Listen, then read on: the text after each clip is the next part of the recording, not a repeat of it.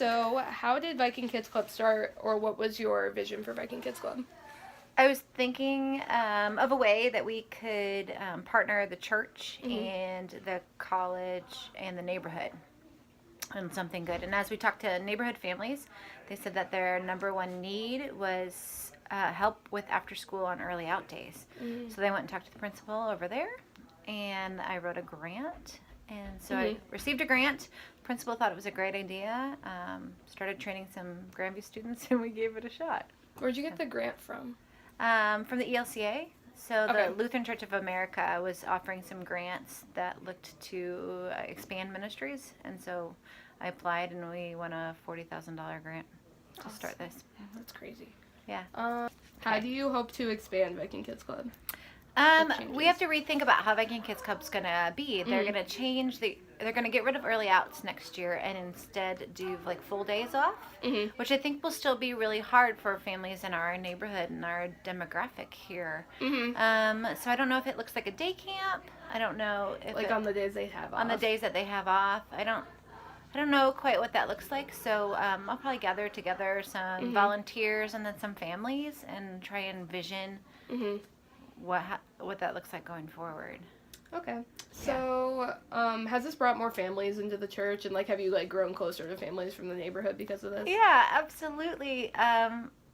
We have families that come to the church and worship regularly now, and we have some that come for Christmas and Easter, which is a really solid start. That's awesome. Lots of almost all of our Viking Kids Club kids come to Vacation Bible School in the summer, and so we get touches and care for them there, or they'll participate in social events of the church, like a Thanksgiving dinner, or we did like a Lights bus tour, and a bunch of families came on the Lights bus tour.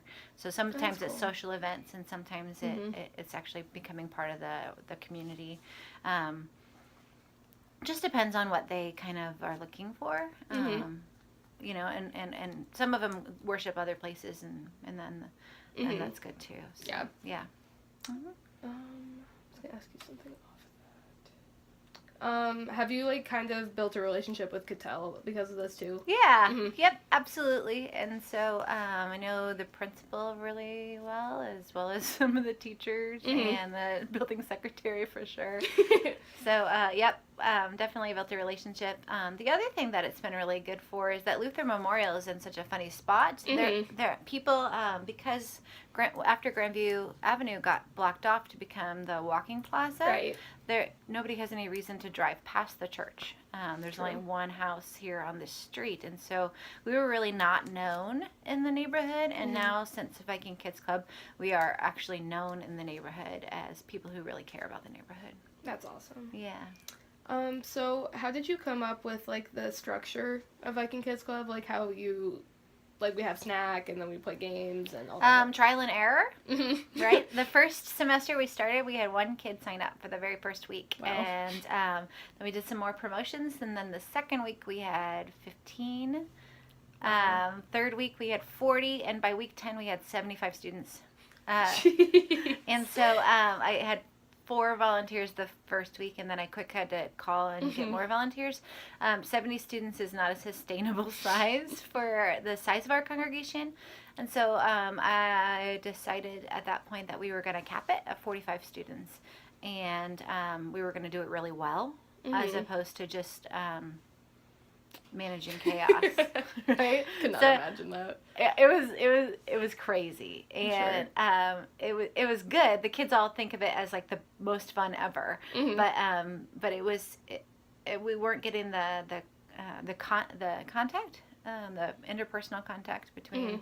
It was when we weren't getting the scriptural references that I wanted, or the prayer time. That wasn't happening with that sheer number of people, and so I capped it and decided that we would do it really well, as opposed to doing it that way.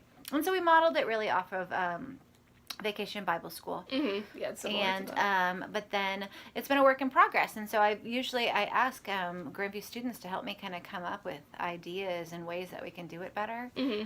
So we started last year. We started that final 15 time where we just have some playtime at the end, and it turned out really, really good. Yeah, they look forward to that. They look forward to it. It goes really fast. It gives us some unstructured time because it is an after-school program, so too much structure isn't helpful either. We want to have some. So to find that balance between structure and unstructure has just been a kind of a dance, and then the dance changes based on the kids that participate. So we have almost 100% retention, but then when they leave, we just started the Viking Youth program this year because we had so many students that just were neighborhood kids who just came into the church after school because they had nothing else to do, and so which is great. Yeah. So we did something formal instead.